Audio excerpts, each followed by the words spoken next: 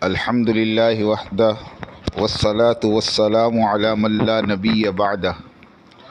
اما بعد فاعوذ باللہ من الشیطان الرجیم بسم اللہ الرحمن الرحیم والذین جاہدوا فینا لنہدینہم سبلنا وإن اللہ لمع المحسنین صدق اللہ مولانا العظیم۔ آ رہی آواز؟ محترمہ دینی ماں اور بہنوں، اللہ رب العزت کا بہت بڑا احسان ہے، کرم ہے، فضل ہے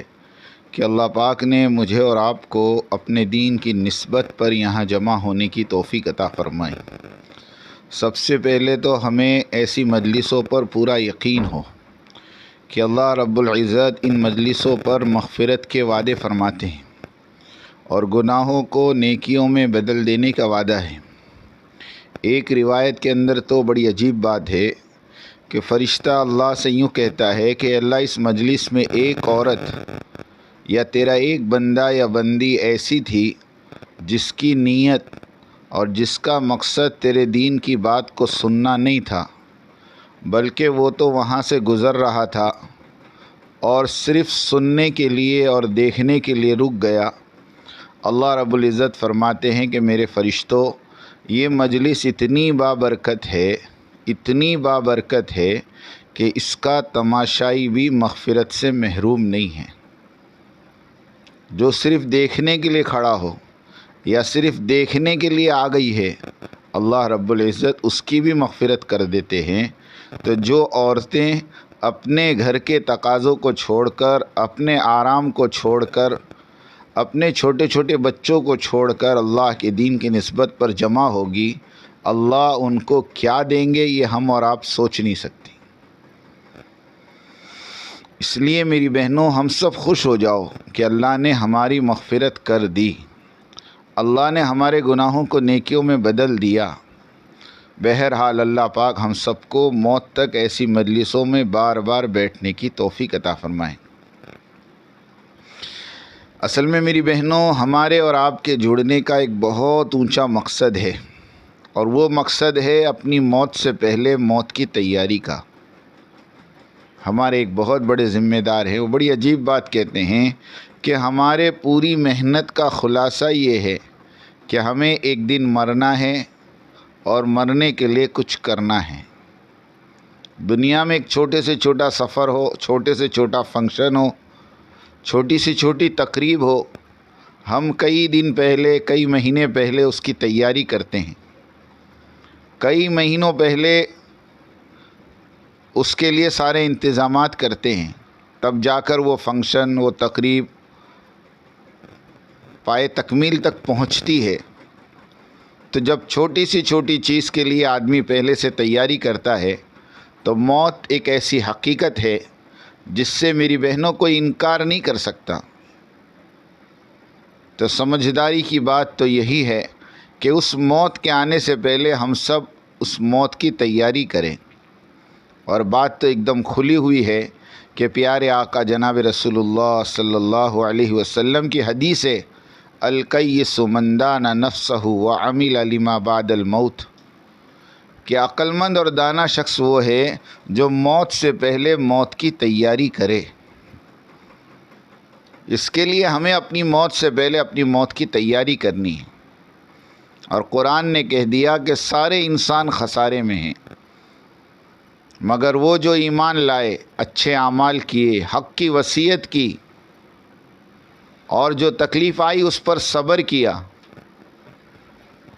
یہ چار باتیں قرآن نے بیان کی کہ آخرت کی تیاری کے لیے چار بنیادیں ہیں۔ یہ چار کام ہمیں کرنے پڑیں گے، تب جا کر ہماری آخرت کی تیاری پوری ہوگی، اور جب جا کر ہم آخرت کے خسارے سے نکل سکیں گی۔ اس میں سب سے پہلا کام مجھے اور آپ کو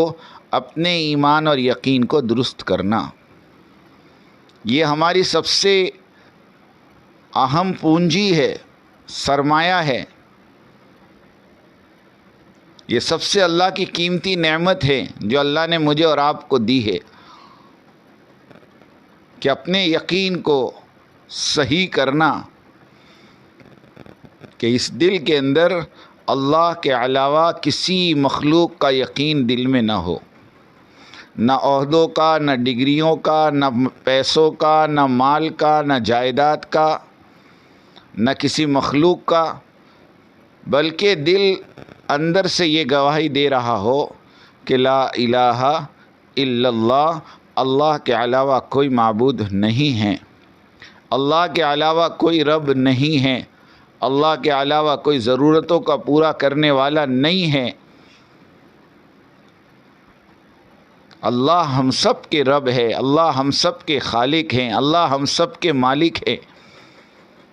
زمین اور آسمان اور اس کے درمیان جو کچھ ہے یہ سارا کا سارا میری بہن اللہ کا بنایا ہوا ہے، یہ سب کے سب اللہ کی مخلوق ہے اور اللہ ان تمام کے خالق ہے۔ اور یہ قاعدہ ہے، یہ قانون ہے کہ بنی ہوئی چیز ہمیشہ بنانے والے کی محتاج ہوتی ہے۔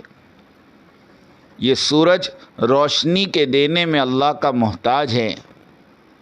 یہ چاند اپنے نور کے بکھیرنے میں اللہ کے حکم کا محتاج ہے، یہ سمندر یہ جو ٹھانٹے مار رہا ہے یہ سمندر ہر لمحہ اللہ کا محتاج ہے۔ جتنی چیزیں آپ کو نظر آ رہی ہیں یہ ساری چیزیں میری بہن بنی ہوئی ہیں اور یہ اپنے بنانے والے کی محتاج ہیں، اور بنانے والا ان میں سے کسی کا محتاج نہیں ہے۔ یاد رکھنا یہ بات کہ اللہ غلے کے دینے میں زمین کا محتاج ہو، اور اللہ بارش کے برسانے میں بادلوں کے محتاج ہوں، اور اللہ دودھ کے دینے میں بھینسوں کے محتاج ہوں، اور اللہ انڈے کے دینے میں مرغی کے محتاج ہو، کا قسم خدا کی اللہ ان میں سے کسی کے محتاج نہیں ہے، کسی کے محتاج نہیں ہے۔ موسیٰ ابن ظفر جو بعد میں بڑے ہو کر سامری بن گئے، ایک ہی دن پیدا ہوئے تھے، جس دن موسیٰ علیہ السلام پیدا ہوئے اس دن ہی موسیٰ ابن ظفر کا جنم ہوا، اور فرعون نے دونوں کو مارنے کی کوشش کی تو موسیٰ علیہ السلام کی ماں نے تو موسیٰ علیہ السلام کو صندوق میں ڈال کر دریا میں ڈال دیا، لیکن موسیٰ ابن ظفر کی ماں نے لے جا کر موسیٰ کو غار میں اور گوفا میں ڈال کر آئی،